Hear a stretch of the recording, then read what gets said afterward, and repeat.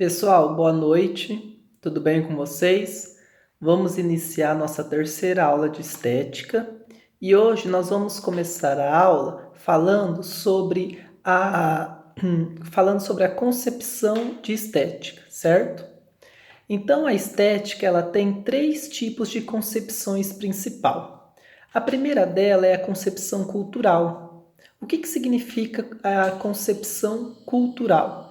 Significa dizer, que a estética ela é cultural, uma vez que depende da cultura.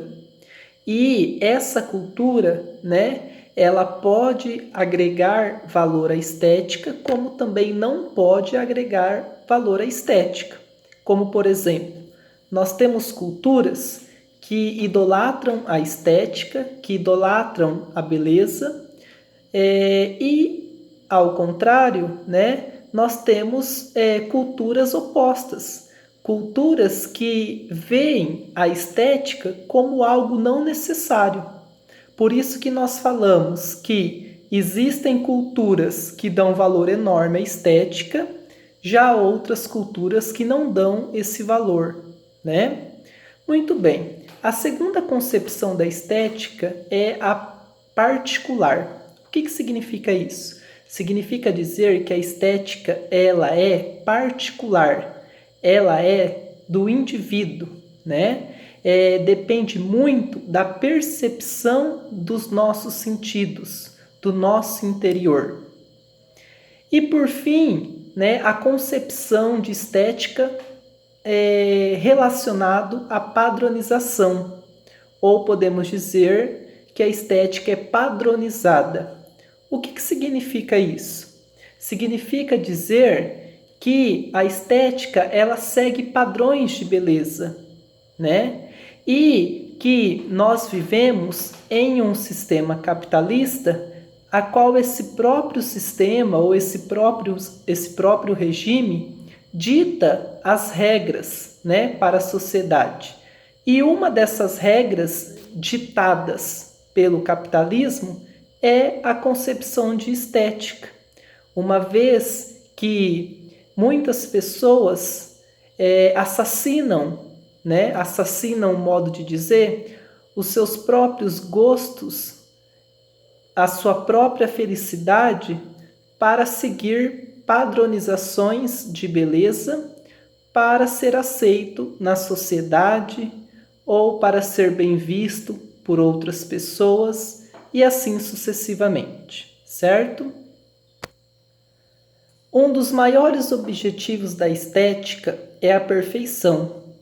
Perfeição essa sentida pelo gosto, Sentido pelos nossos gostos, pelos nossos sentimentos, onde se aproxima mais a beleza do que a feiura.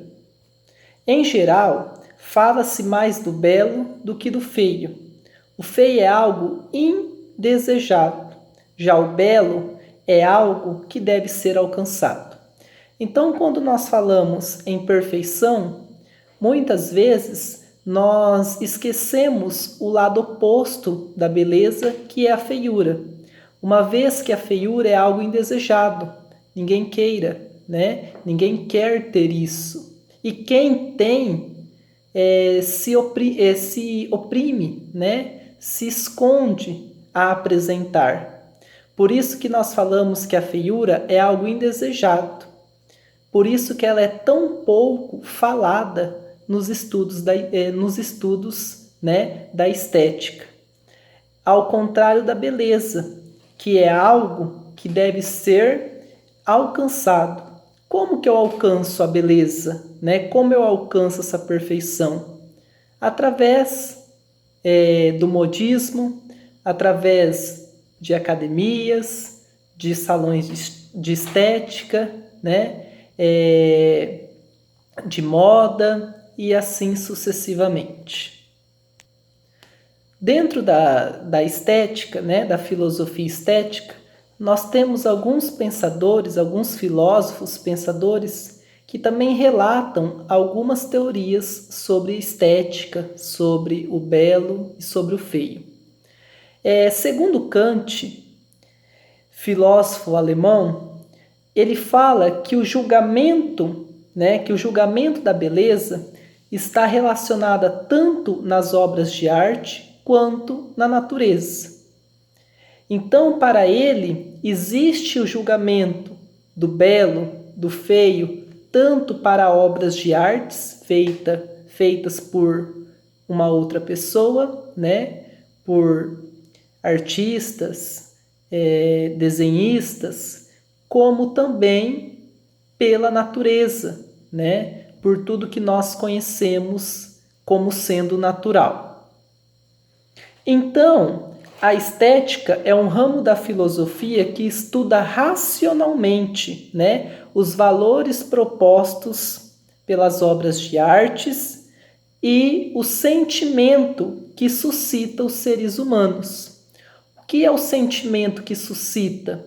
O sentimento que os seres humanos criam, né? O sentimento que nós criamos como seres humanos em relação a uma obra de arte ou em relação a uma outra pessoa.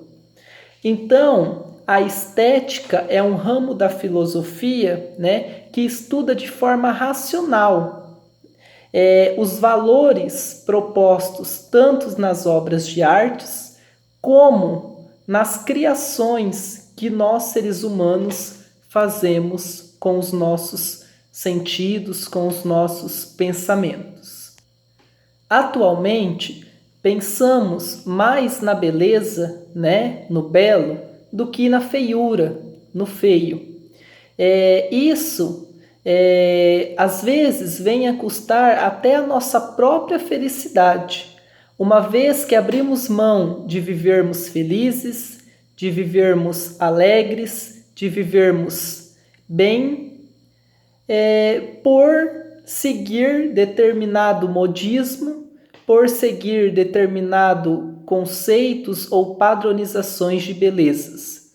Então, nós podemos dizer que pensamos mais na beleza do que na feiura, sem nos preocupar com o que de fato poderia conduzir à nossa própria felicidade. Pensamos, além da preocupação de sermos felizes, nós pensamos sempre mais na beleza do que na nossa própria felicidade, né? Sabemos que nós somos pessoas que julgamos, né? Nós, consequentemente, né, julgamos e somos julgados por outras pessoas. Eu não sei se vocês assistem, né? Passa uma novela no SBT, e eu acredito que no horário das 6h30, a novela ela chama Betty, a Feia em Nova York. Essa novela, ela relata muito bem esse conceito de belo, esse conceito de feio. Uma vez que essa novela é uma empresa, né, de moda, onde eles têm toda aquela tradição, desde os seus funcionários até até as suas garotas que desfilam, né? E dentro dessa empresa de moda tem-se, né, uma funcionária que ela é totalmente o oposto da beleza. Por isso que vem ter esse nome na novela, Betty a Feia, né? Essa Betty ela é uma funcionária dessa empresa de moda, onde ela é totalmente o oposto que esta empresa prega para a sociedade, né? E ela é julgada por todos devido ao seu vestimento, devido à sua forma de andar, enfim, ela recebe julgamentos. E isso faz com que nós, seres humanos, deixemos, né, ou deixemos de ver o lado positivo dessa pessoa, né, o lado positivo que destaca essa pessoa. Uma vez que o belo, a beleza, é particular do indivíduo, né? Eu posso considerar algo belo, já vocês podem considerar o mesmo algo não sendo belo, uma vez que beleza é particular do indivíduo, certo? Por isso, pensamos sempre mais na beleza do que na feiura, mesmo que esse pensamento de beleza possa nos deixar, né, com alguma lacuna na nossa vida pessoal. Mesmo que eu sigo essa beleza, essa padronização, e isso não me satisfaz como pessoa, isso não me traz a felicidade, porém eu sigo para que eu possa ser aceito no meio social. Voltando a falar do exemplo dessa novela, essa funcionária, a Beth, que ela é totalmente o oposto, né, do que a empresa prega, que é uma empresa de moda, ela poderia sim, né, se vestir, ter os modos com que a empresa prega. Porém, se ela fizesse isso, ela estaria padronizando uma beleza, uma estética que não é dela. E isso não traria a sua própria felicidade. Então ela prefere ser feliz consigo mesmo e ser discriminada por toda a sociedade, principalmente no ambiente de trabalho dela, uma vez que ela trabalha numa empresa, né, uma empresa de moda, uma empresa de desfile. Agora nós vamos falar de alguns conceitos de beleza em relação a alguns filósofos. Então, o primeiro filósofo a relatar um conceito de beleza é Platão, onde ele diz, né, que a beleza é a extensão da ideia de belo e suas relações. O que é a extensão, né? Então, a beleza é a extensão, é a busca, né, do belo, é a compreensão do belo e suas relações, as relações que norteiam a conquista desse belo. Então, tudo que está relacionado ao belo fica no canto da beleza. Tudo que está relacionado ao feio fica no canto da feiura. Assim, Platão vai além e diz que o belo existe em si, né? O belo existe em si, independentemente da nossa percepção. Então ele fala que o belo ele existe no objeto, independentemente da nossa percepção, da nossa opinião, da nossa sugestão. Aí, para debater a ideia de Platão, entra dois pensadores modernos, chamado Locke e Hume, onde eles defendem que beleza, né, ou defende o belo como o julgamento da nossa mente, que a nossa contemplação, através de nossas mentes, que iremos, né, contemplar o belo. Portanto, não está mais no objeto a beleza, e sim no sujeito a qual analisa esse objeto. Quem é o sujeito que analisa esse objeto? Nós, seres humanos. Então, segundo Locke e Hume, o belo deixa de estar no objeto, deixa de estar na pessoa e passa a estar no sujeito, passa a estar em nós, para que nós analisemos o objeto como belo ou não, né? O belo é uma questão muito particular. Isso eu já questionei nesta aula. O belo é particular. Cada um vê a pessoa como os seus princípios, né? Eu posso achar uma obra de arte ou uma pessoa bonita, vocês podem não achar. Então, segundo esses dois pensadores modernos, né, o belo não está mais naquele objeto ou naquela pessoa. E sim, o belo está no sujeito, o belo está em nós, né, para que nós possamos analisar, julgar e caracterizar se aquilo é belo ou não. Por isso que fala, o belo é uma questão muito particular. É nossa, é do indivíduo, está dentro de nós, está conosco, certo? Muito bem. E por fim, né, um último pensador é Kant. Kant, ele defende como beleza ou como belo tudo aquilo que agrada universalmente. Então, se algo ou alguém agrada universalmente ou agrada um número alto de pessoas, isso é belo. Mesmo que não possamos justificar intelectualmente, mesmo que nós não possamos justificar racionalmente, utilizando, né, a escrita, utilizando a razão. Então, Kant, ele caracteriza que beleza é aquilo que agrada todos, agrada o universo, agrada universalmente. Isso é beleza para ele. Então, um resuminho dos três pensadores.